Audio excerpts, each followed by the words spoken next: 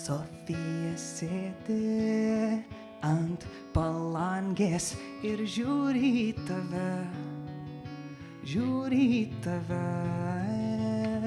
Kambariukas mažas, bet daug nereikia, kai žiūri į tave. Net skauda kaip šalia.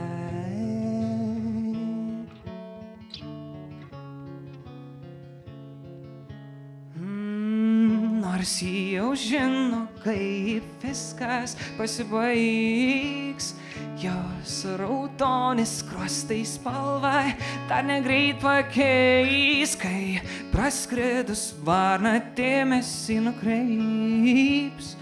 Prašau, atleisk Sofija, prašau, atleisk Sofija.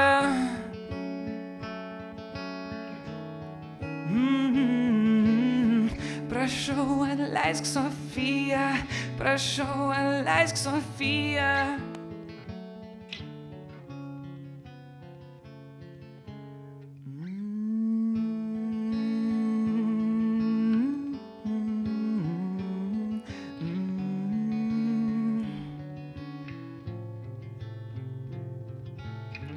Ant šakelės aukštai tarp didelių pušų, išėjus iš namų, varna ruošias skristi į miestą ir ieškot naujų draugų, ieškot kitų namų.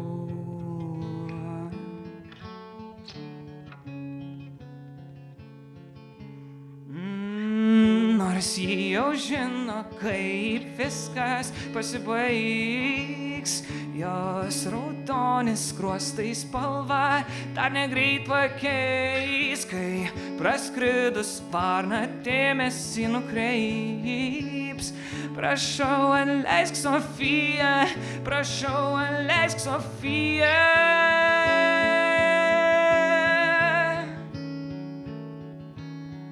Prašau, atleisk Sofija, prašau, atleisk Sofija.